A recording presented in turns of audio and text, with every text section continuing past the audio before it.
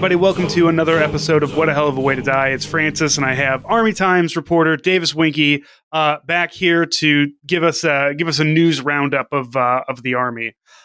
Davis, it's Friday, man. How are you doing? Bad week, man. I found out that my car's engine is blown up, and it was a whole 500 miles out of warranty. Ooh.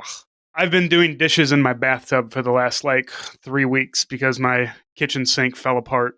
And rather than just fix the kitchen sink, we're going to put a whole new kitchen in, as you do. So it's I'm with you, man. It sucks to suddenly something be like, hey, do you have $5,000 that you don't need right now? Would you like to give it to somebody else so that you can continue to survive in this world? No, I would not. Thank you very much. Well, Davis, let's talk about some of your stories. The big one, I think, and we've talked about it on the show before, is General Pat Donohoe, and who is leaving the service, but only after getting into a few dust-ups with some online provocateurs. So, can you give us a little background on this one? Yeah, so back in September, we broke the news that Army two-star General Pat Donohoe, who had most recently been the commander at Fort Benning and the Army's maneuver school overseeing infantry and armor instruction, we broke the news that his retirement was being delayed due to some unspecified investigation that could see him punished for his social media conduct. At the time, it wasn't really clear, what specifically it was about, but the guy had, been as online as the rest of us on a couple of occasions. He'd sparred with Tucker Carlson in March of last year. Oh gosh, March of 2021. Oh, I'm old now. He'd sparred with Tucker Carlson after Tucker had this polemic arguing that women shouldn't be in uniform. Donohoe had sparred with him online some in the wake of that. And he also punched back at some anti-COVID-19 mitigation trolls that summer as well. And we knew that something was going on with that. And over time, more came out where, it was revealed that it had been an Army IG investigation, that, the IG had found that 3 different occasions where he'd been on Twitter saying things had constituted violations of various regulations on online conduct or not, putting the Army in a negative light, blah, blah, blah. And if you're not if you're not in the Army, you don't understand how if you're an if you're an enlisted guy, you can kind of get away with some shit. You'll get a slap on the wrist, maybe you'll get an Article 15, maybe you'll a reduction in rank, but you can still kind of keep motoring on in the military. A lot of people don't really respect somebody who doesn't have an Article 15, at least one under their belt. But when you're an officer, there's this nebulous conduct unbecoming charge that they just kind of throw at anybody when it's just I don't like what you're doing, so we're just going to say this is conduct unbecoming of an officer. And it really sounds kind of in that same vein. It's we don't know exactly what rule you're breaking, but we still need to charge you with something. Yeah, and on one side of the coin, it kind of makes sense. You've got a guy who is a 2-star general in, the world's deadliest army, punching at what he's calling the tinfoil hat gang online. There's a certain kind of gravitas that we should expect from general officers. I accept that premise. But on the other hand, if you look at the intentions of a lot of the stuff he was doing, he was standing up for, policies that allow women to serve. He was, fighting it out over what was at the time, a COVID vaccine that the military really wanted people to get. Now they're walking that back after Congress intervened. Donahoe's methods were probably a little rough around the edges, but the message in most of those cases was kind of in line with what the Army was wanting to see out there. There was another thing where he traded some messages with a lieutenant who had been, or some public tweets with a lieutenant who'd been training there under him at Fort Benning, who'd received online harassment, threats of sexual violence, etc. He had exchanged some tweets to kind of show that he was publicly supporting her. He said, The Army said those technically violated a regulation that prevents you from interacting online with trainees if you are a soldier affiliated with a training center. Boy, they And had to dig up some real asshole major to that knows regulations back and forth to find something like that. absolutely, and it's just really ridiculous, frankly, how long the whole process took. And so a lot of this was shaped by an interview I did with Donohoe, his first post retirement interview that we did. He retired on January 1st as a 2-star general without punishment after this story had broken that they were looking at punishing him for his tweets. And a lot of people out in the public were like, come again? You're going after this guy for that? And so he actually ends up getting off. But he chatted with me about what he thought some systemic issues his case raised were. And one of them was just like how wild these inspector general administrative investigations can be. In his case, it was almost, 2 years from the initial complaint to the IG that was made by a colonel working for him who kept a journal of bad things he thought his boss did. It was almost 2 years from the initial complaint to when Donohoe was able to, receive and review the draft report and try to respond to it. And these things just take forever. And honestly, on these administrative investigations, the standard is preponderance of evidence, which is just more likely than not. Look, if you dig with these vague ass regulations on anybody for long enough, you're going to find it's more likely than not that they violated something at some time. And when you have a motivated complainant doing everything in their power to try to bury somebody, the system can get weaponized. I like that there's two unnamed colonels who were feeding information. As you notice, one of them kept a journal of his interactions with Donohoe and the slights and behaviors described by others over time. Which one? That's some petty bullshit, dude. Like, go up to the guy and say, "Hey, I think that this is wrong." Like I was taught, and I know it's different when you're up higher. It's more political. But we were always taught, like, look, because you're an E4, just because somebody is an E5 or an E6 doesn't mean you can't correct them when they're out of line or something. If you feel like the general's doing something out of line, like, you got to be a real petty asshole to keep a journal of it so that you can hem them up later, rather than say, "Hey, I think that what you're doing might get you fucked up, and we need to do something about that." Like, that's not a person that's a person who is looking for somebody to fail. And part of this, what you said here, let's see, the unnamed colonel submitting additional complaints accusing Donohoe of failing to treat him with dignity and respect. When the general reassigned him after he completed the minimum 2 years required to receive an annual evaluation, which, yes, you got to do 2 years, so you have to be there for a full year, so that usually means up to 2 years. So you have the full 365 days, which rated him top 2 of 20 colonels, like one of my top 2 guys here, and recommended him for promotion to brigadier general. And then a second colonel told the investigator that he was upset Donohoe didn't congratulate him for selection to attend the Army War College, and he presented the colonel with an award without any of his subordinates present. This is the most catty. Like, when Tucker Carlson says that we're no longer a man's army, I wish that he was talking about this bullshit, because holy shit, like, Tucker Carlson currently is crying about M&M's being too sexy or not sexy enough. I'm not 100% sure what he's crying about, but like, when this was all going through and there's all this problems of, like, we're not, we'd get our asses kicked because the Russians like to make commercials where they do backflips, but they don't make commercials where they use combined operations properly to not get their shit fucked up by a 19-year-old Ukrainian with a tow missile. But is presenting an award without your subordinates present. Like, I kind of get it, but like, also, that's what you're telling an investigator. Like, if you told me that, like, I'm upset about this general, and he says, "Why are you upset?" Like, he didn't congratulate me for getting into school, and he gave me an award without all my other people present, I'm turning you and putting you out the fucking door. Like I just, but I can only imagine that that CID is also just that far up their own asses. So they're probably like, yeah, that is a problem, and they have to kind of dig into things like this. So those were two things that really stood out to me here. Is that Donohoe has been nothing but good to like.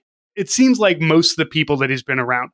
I'm not going to say 100% Donahoe's the greatest guy ever. Somebody is going to dig up something. As you said, there's always some rule or regulation broken or whatever. But it ultimately seems like, he's a pretty all right guy for, a general. And, you know, and he gets hemmed up like this. But I will say, at least, he won. He's the most winning general that we've had in the last 20 years. Unfortunately, it was on the battlefield of Twitter, not a literal battlefield, but at the same time, though, he won. So, congratulations to General Donohoe, I guess. Yeah, and what stands out about what the colonels did was like what set this all in motion wasn't like this colonel thinking that Donohoe had like done some big horrible bad things. He was just mad that Donohoe, when he came into command at Fort Benning, wanted to restructure the maneuver training center and roll back some changes that some predecessors had made that had inadvertently resulted in a structure that empowered infantry officers over armor officers. And Donohoe, who is an armor officer, came in and was like, well, like we're trying to teach combined arms here. Obviously, we need to have a structure that balances between infantry and armor when it comes to how we train our leaders.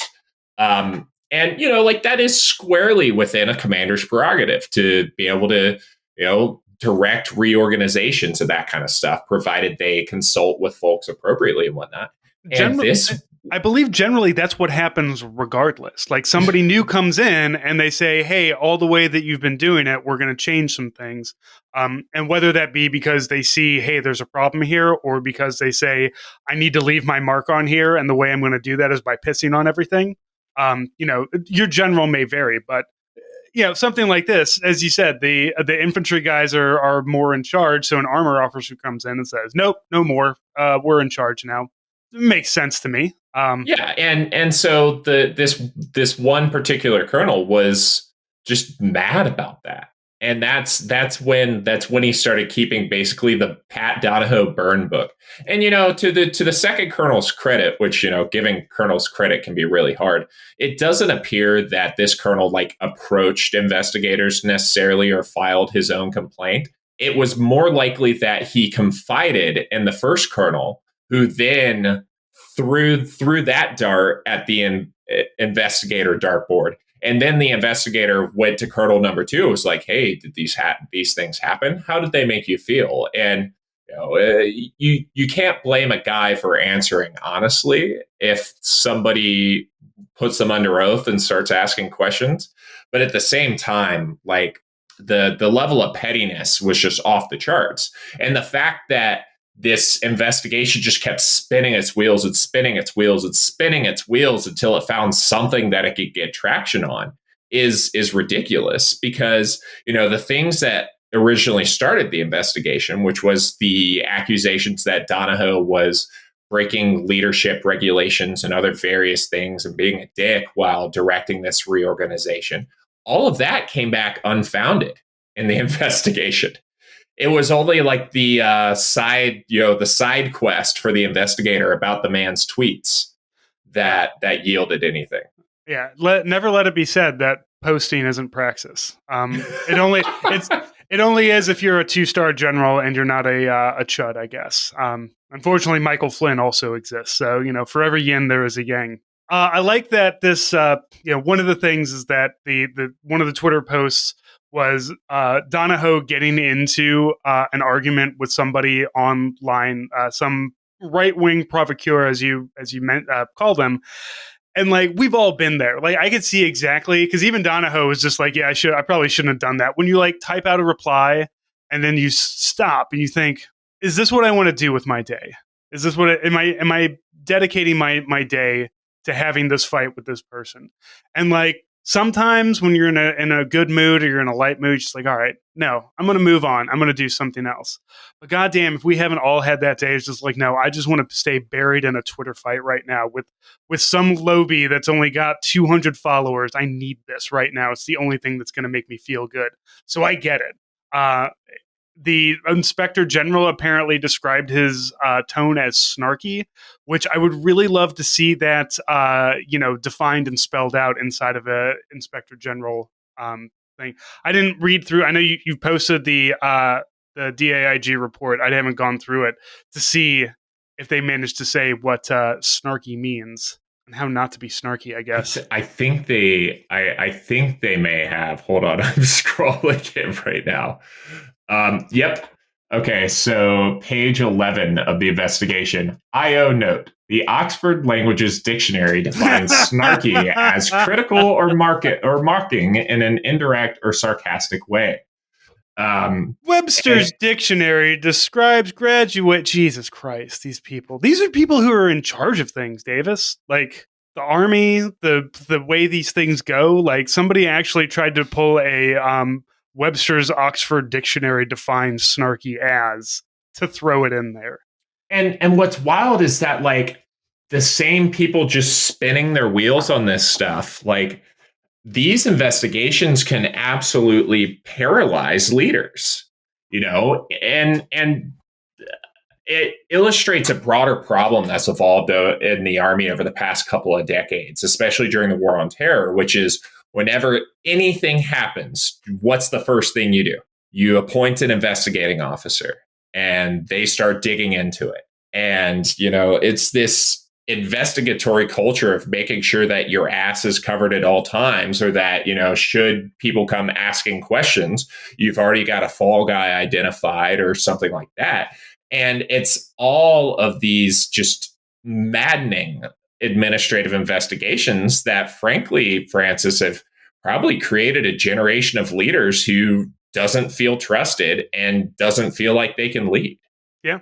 I mean, probably doesn't feel like that they can, have these conversations of no, private, stop disparaging the women around here. And I don't know. I mean, this is just on Twitter. So, Twitter is not the rest of the world. It's not the rest of the army. I think most young soldiers and young leaders are probably on TikTok. Like it's only us old people and idiots that are still knocking around Twitter. So I don't really know how, all over that really does. But I do remember all the dust up at the AUSA meeting that came around. And immediately everybody was asking questions about that because that information had just come out. And the new Secretary of the Army found herself kind of flat-footed in that response and had to like walk it back. And, originally saying, I believe she said originally that, no, he shouldn't have been doing that. And then everybody, of course, like, oh, so we shouldn't defend, our women soldiers on the internet. And Davis, I was PAO once upon a time. I certainly and because I'm very online, if I'd have been the PAO for Ms. Wormuth at that time, that would have immediately somebody's going to fucking ask you about this. You need to be ready for it, and you need to have a better response than what you're telling me.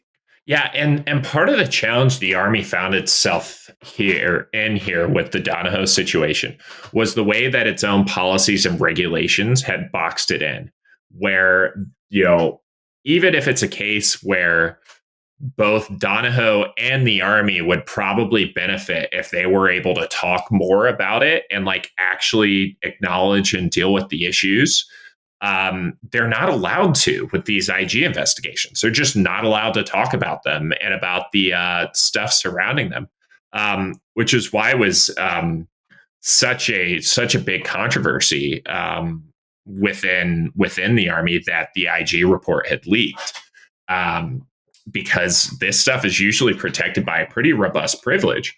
But the thing to keep in mind when it comes to policy boxing the Army in is that policy is a choice. Whether it's a choice for lawmakers or a choice for the secretary or the Secretary of Defense. Every policy has a proponent who can fix that policy if it's not working.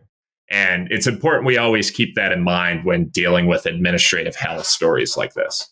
as well as the enforcement of those policies. There's been, there's plenty of policies that nobody really kind of, pays attention to because maybe it's not necessary to, I don't know, have it's not necessary to worry about until somebody really breaks a rule. Like, it's good policy to not have, when I would be in training, say I went to Fort Meade way back in the day for my staff sergeant training, and they told us, they're like, look, you guys, you're around AIT soldiers who just got out of basic training. You're going to be sharing the same, chow hall, PX with them, all that stuff. You are not like, you interact with them as NCOs, but you do not interact with them in any way, shape, or form. In any, don't try to find yourself a girlfriend here. Like, it's not going to happen. You're going to find yourself in some real problems, and that makes sense. Obviously, you don't want your older soldiers preying on these new soldiers that are in, and they don't have, they haven't been in long enough to know when and where they can push back on something. So things like that make sense. But at the same time, like, he's, trading barbs, like, joking with somebody on Twitter is a little bit different than the creepy master sergeant that's trying to get the 20-year-old specialist into his bedroom. There, same kind of same concept, same rules are being broken, but being broken in very different ways. Yeah. This lack of flexibility and like these outdated regulations are an actual problem. So, what defense contractor is Donohoe planning to go be on the board of? Aha! So Donohoe, believe it or not, is not going to a contractor next. He's going to be going to Columbus State University to serve in a high-level administrative role overseeing Veterans Affairs there. All right, that's refreshing. Again, yeah, like an unironically good post-service job, right? Especially for a guy who was so deeply connected to Fort Benning and the Columbus community for so long, because he'd been the chief of staff there about like 8 or 9 years ago, I think. So he'd already had a community profile from that. And then when you're the commander of Fort Benning, you're probably like the third most influential person in Columbus behind the mayor and the local congressman. So it's honestly really cool to see him doing that next. Yeah. Shout out to Donohoe for managing to spend his entire career in combat arms and not come out just one of the biggest assholes in the entire world. And look what they did to him. Yeah, that's a feat in and of itself. You know what? They didn't do anything to him. They tried to hem him up a little bit, but he came out of that smelling like roses. Got his pension. Once again, the only general to win in the last 20 years. Send me his phone number so I can text him and bug him to come onto my show. I'm sure that'll work for both of us, huh? All right. Next up, Davis.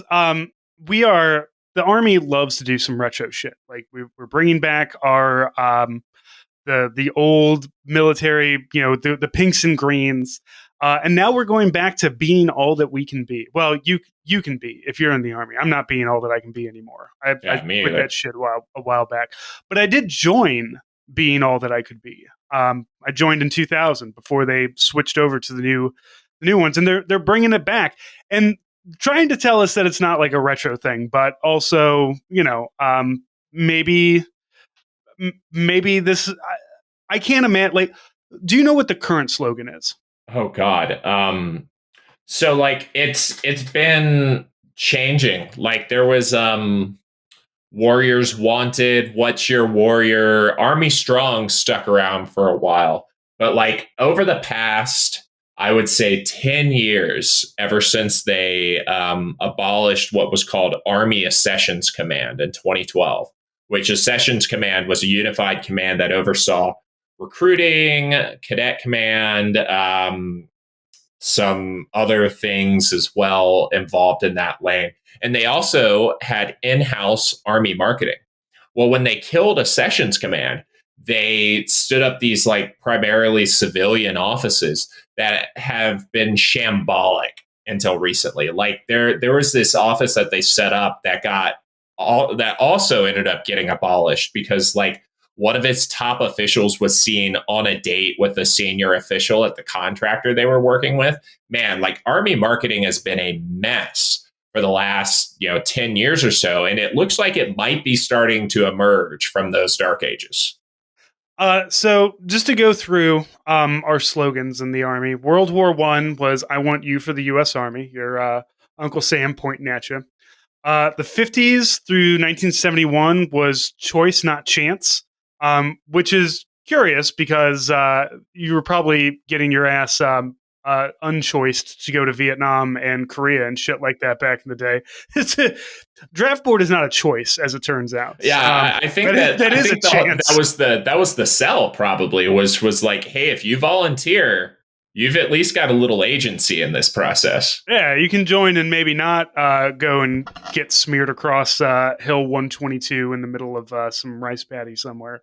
You can instead be public affairs. You can be a journalist. They didn't have Full Metal Jacket back then, so they didn't know how cool being a journalist was. 1971 to the 1980s, today's Army wants you, and today's Army wants you to join. And that was the beer and the vending machines era. Yeah, that was. I mean, the 70s to the 80s, that whole like Cold War kind of thing, when there's beer and vending machines, and they were fielding tactical nukes called Davy Crockett's in Germany. So the Army was real wild back then. That was I imagine a fun and weird time to be in the Army. It's just everything is just like we don't have any adults in charge here. We're the Army. Fuck you. Here's a nuke. Put it on the back of a Jeep. Yeah, and like every 3 or 4 years, you do a little regime change in the Western Hemisphere. Just a little. Today's Army wants you to displace a communist quote dictator.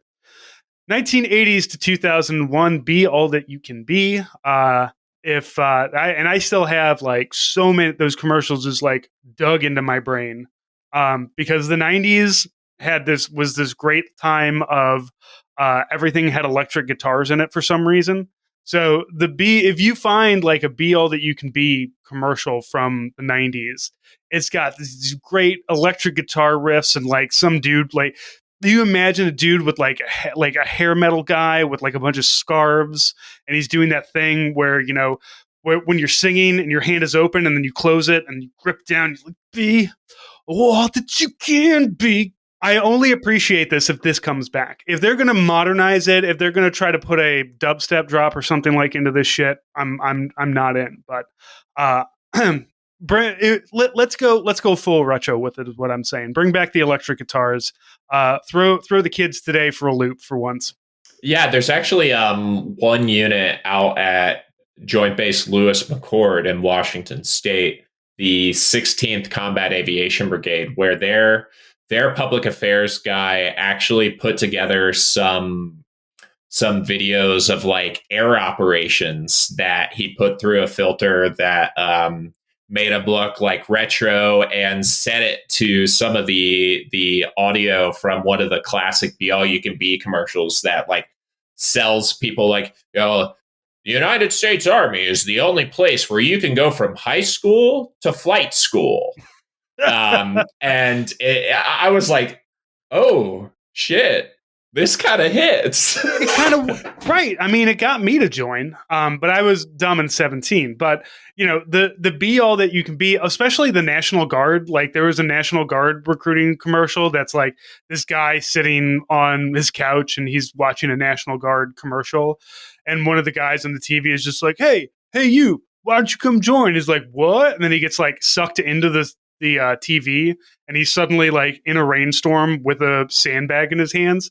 And like, I know that this is supposed to like encourage young men to be like, wouldn't you like to be a part of like something that is local to you, helping out the local people? But like, really, it came across as like the most fucked up version of The Ring that I've ever seen. Where instead of like, a wet Japanese girl coming out to like steal your soul, it's just like some sergeant coming out is like, give me some fucking push-ups, private. Man, well, if we're gonna talk about like mid-aughts guard stuff, can we talk about Three Doors Down? Can we talk about Citizen Soldier? Fuck yes, please do. Please remind the world of Citizen Soldier. So before Three Doors Down was a thing, which is actually a really narrow window of time because their first album was their best album and they blew up almost immediately after it dropped.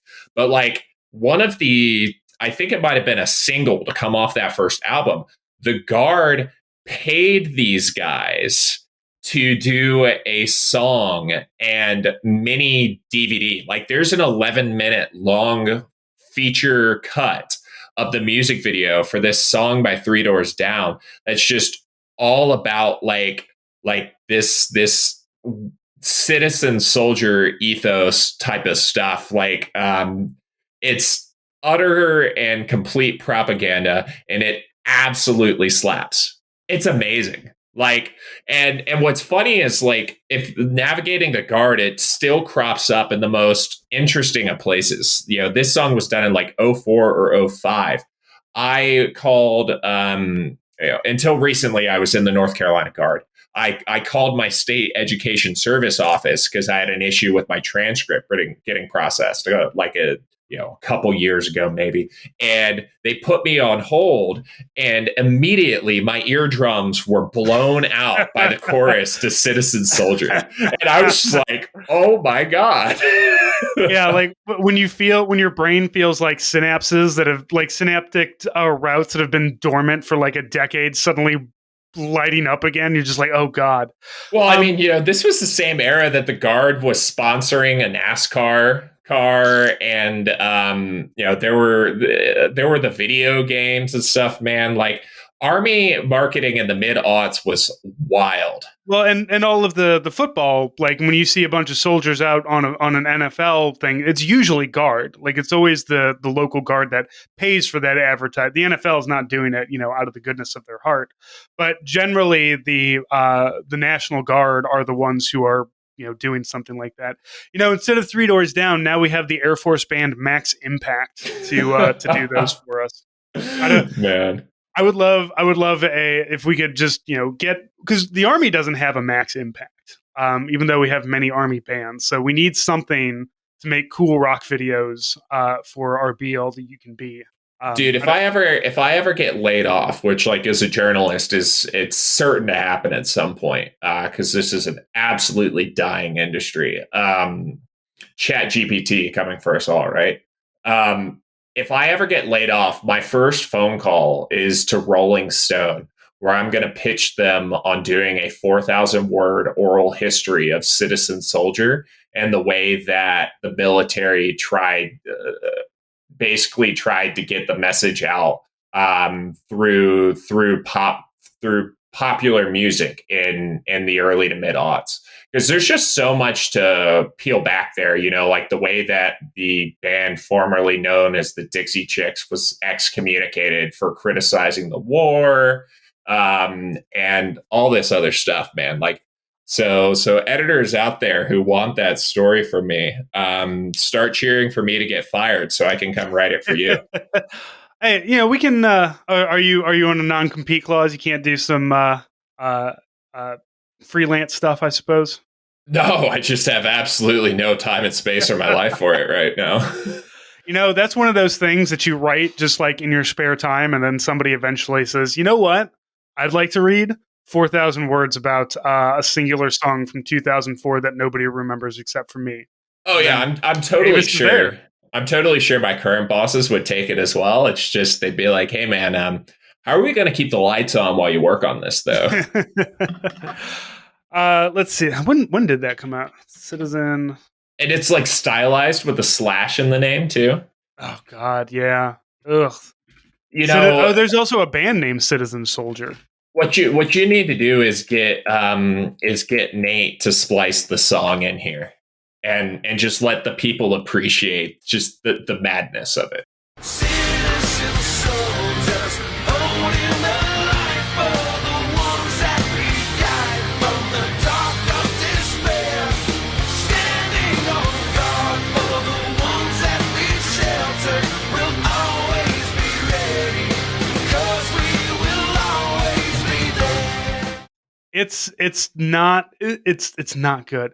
There is a band called Citizen Soldier that I'm going to have to check out too. I do. It just seems like it does not seem like they have any actual military stuff. So maybe I need to send this to the copyright people for either Three Doors Down or the National Guard. I don't know which, but somebody should stop this nonsense.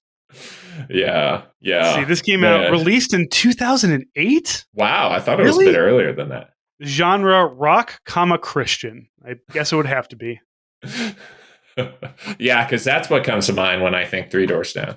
Let's see. Citizen soldiers holding the light for the ones that we guide from the dark of despair, standing on guard for the ones we shelter.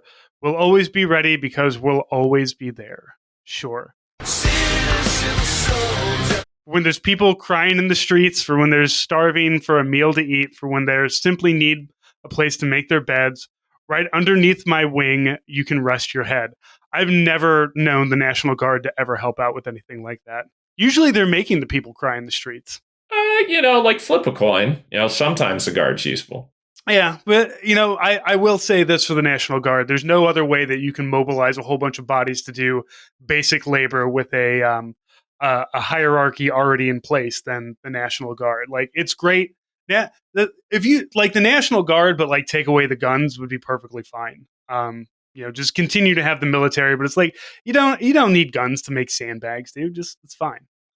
Don't worry about it. Just leave them at home. Yeah. Okay. So when we got into the war in Iraq and Afghanistan, we went to Army of One, which never made sense because they kept telling us Army of One because we're all one army. And then all the commercials were like one dude with a rucksack, not in uniform, running across the desert for some reason. And then they just keep saying, it's Army of One.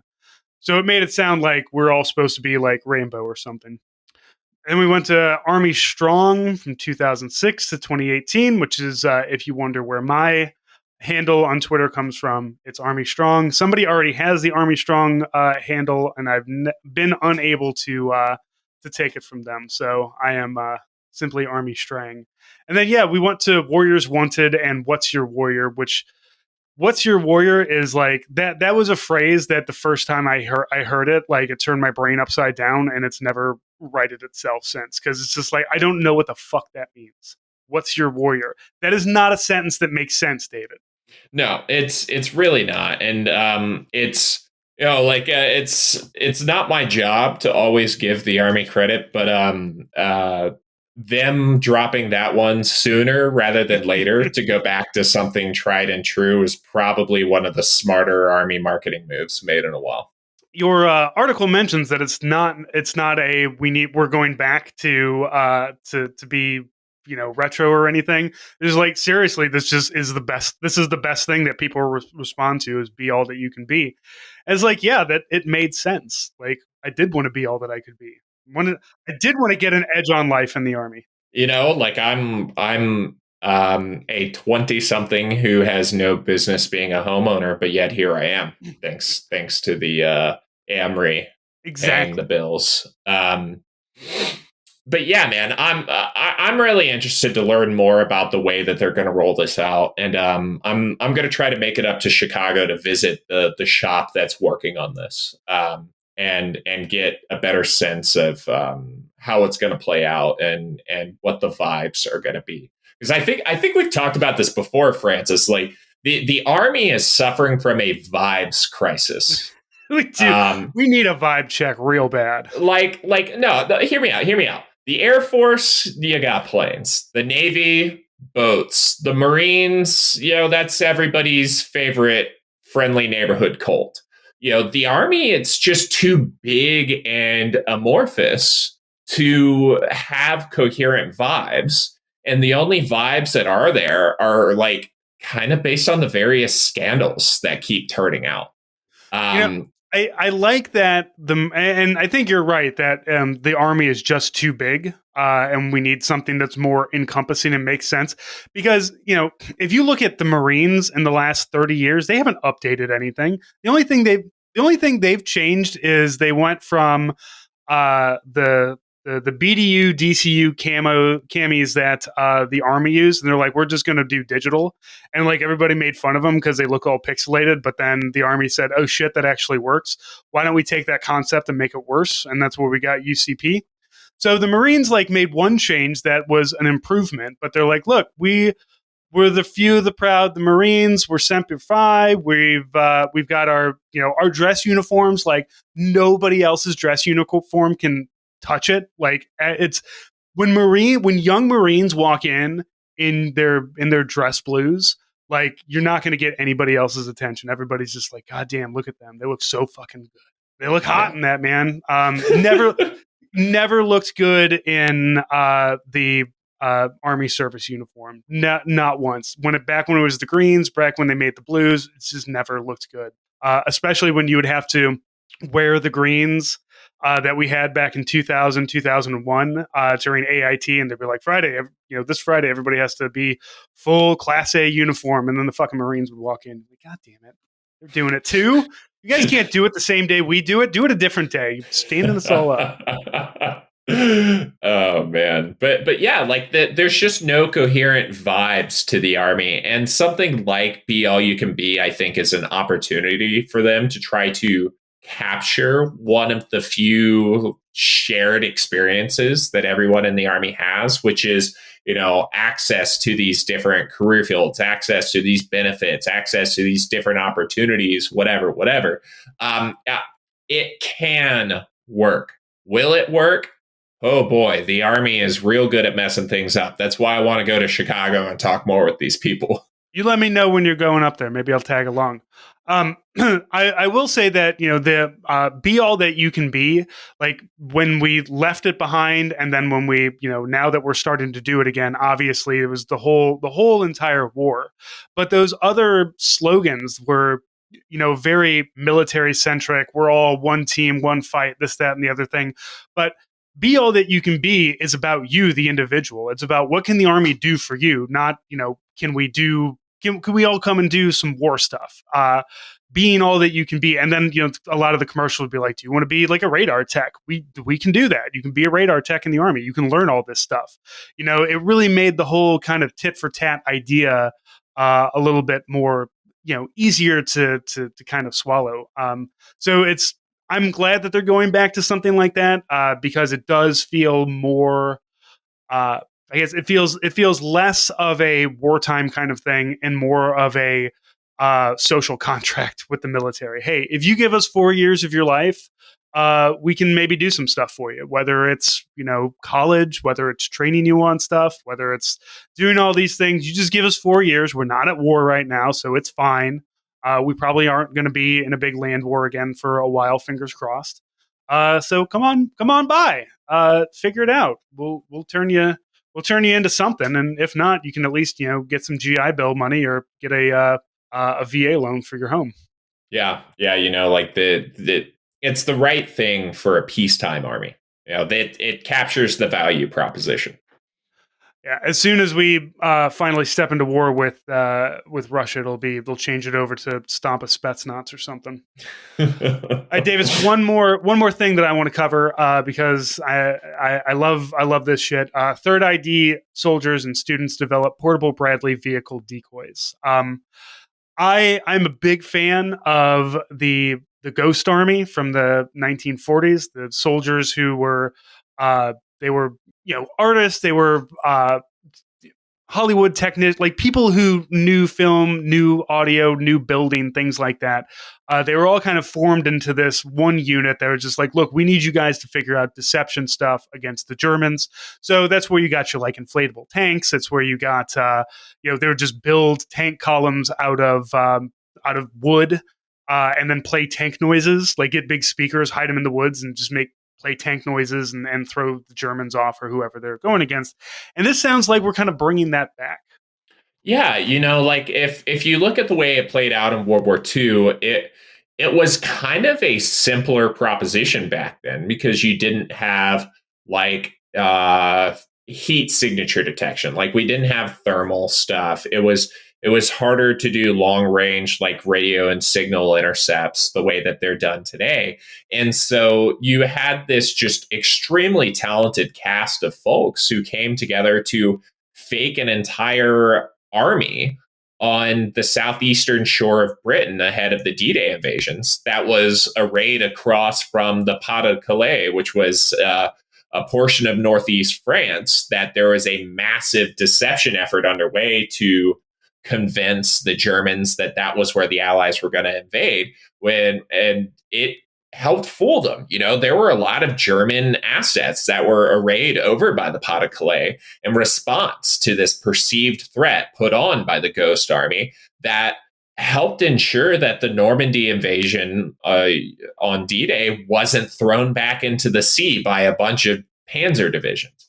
So like there's a really rich history of the way that visual deception and vehicle decoys have been used in the army. But on today's battlefield, there's just so much more you have to account for. And, we're seeing that come out of Ukraine and all of these drone videos of, like little bombs getting dropped on folks and thermal vision and all these other things where if you want to have a decoy that can withstand the slightest bit of scrutiny, like you got to get real creative. You've got to like replicate heat signatures. You've got to replicate, like radio traffic, or at least, like what appears to be encrypted radio traffic, in addition to having, having a silhouette that can withstand better visibility from enemy surveillance assets compared to, what could be seen from the sky in World War II. Like it's such a more in-depth thing to do. And that's why, instead of like calling Hollywood, you've got soldiers from the 3rd Infantry Division going up to Georgia Tech and sitting down with a bunch of engineers and engineering students and, like trying to figure out with all this sciencey stuff. And the coolest thing, I think, is that they're making a lot of really good progress on it. And they're doing it all with stuff that you can just buy off the shelf at a hardware store or an electronics store. Yeah, a lot of this, as you said, things are more complicated now. But at the same time, in a lot of ways, it's not. I know that a lot of the reconnaissance that's being done in Ukraine is being done by drone. That's not necessarily picking up heat signatures or radio signatures or something like that. But when you have a high def camera, you have to make a high def decoy, I suppose. So it is. I love stuff like this. I love deception, the deception part of the military when we do that kind of stuff. I don't know why, because I guess some people like it when we kill in different ways, and I just like it when we trick people. I think that's funnier. Especially when they're Germans or Russians. But yeah, look, the pictures you have out here are just a bunch of guys out in outside a wood shop, putting this stuff together. So what does like an end product look like here? Yeah, so what they're trying to do is converge the 3 products that were being developed at this workshop. So you had one team that was working on creating a physical decoy that's shaped like a Bradley. Can it be mistaken for an actual Bradley? Which is kind of a challenge. And then you've got the other team that's working specifically on replicating the thermal signature of the Bradley or a equivalent infantry fighting vehicle. And then you've got the team that was working specifically on the radio aspect of that. How can you have replicate the electromagnetic signature of a vehicle or a group of vehicles. And so their goal here is to converge all of these ideas over the next months, maybe year or so, with the goal of producing a portable Bradley decoy that could be carried by a single infantry squad. Which, dude, if they can pull that off, imagine a scout platoon that can go out, do reconnaissance, and set out 4 Bradley decoys that are then going to shape the way the enemy interacts with that area that is contested between them. There's lots of really cool tactical possibilities that making it buildable with off-the-shelf materials and light enough and easy to make enough that an infantry squad can do it that creates just a lot of really cool possibilities. See, and all I can imagine is being, an infantry squad leader. And I get my squad around me and I say, all right, guys, we're going to go, we got to go out. We're going to ruck on out here. We're going to engage the enemy. We're going to set some stuff up out here. And somebody says, cool, Sergeant, are we going to get some armor, maybe a couple Bradleys? And I said, well, kind of. They're like, yeah, we got a Bradley, all right. Guess what, Private? Guess what's in your backpack? It's going to be part of a Bradley, as it turns out. We're going to build one out there. But obviously they would probably, do a lot of training beforehand. But that's all I could think is like, no, you don't get a real Bradley. You get to take the fake Bradleys out there. The other thing that I worry about also is, every dipshit private who is going to make a TikTok of themselves like, hey, I'm out here with the fake Bradleys. What's up? Russians up with my fake Bradleys. And then all of a sudden you just get like annihilated by artillery or something. So soldiers, once again, during the Ghost Army stuff, they completely shut down entire ships, like no mail coming in, going out whatsoever, because they didn't want something like what I just described to happen. So unfortunately, I'm not sure how well this is going to work, but I like it. I'm always big into deception, just to always mess with the enemy. Well, Davis, thank you so much for coming on, talking about your stories. Always love to have you here. You can follow Davis on Twitter. Where can they follow you, Davis? It is Davis_Winkie.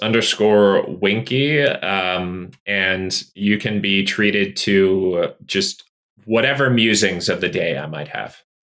As well as all of his writing on armytimes.com. Find keep up with it. It's good stuff. Davis, thank you so much for coming on. Everybody else, we'll talk to you next week. Thanks, Francis.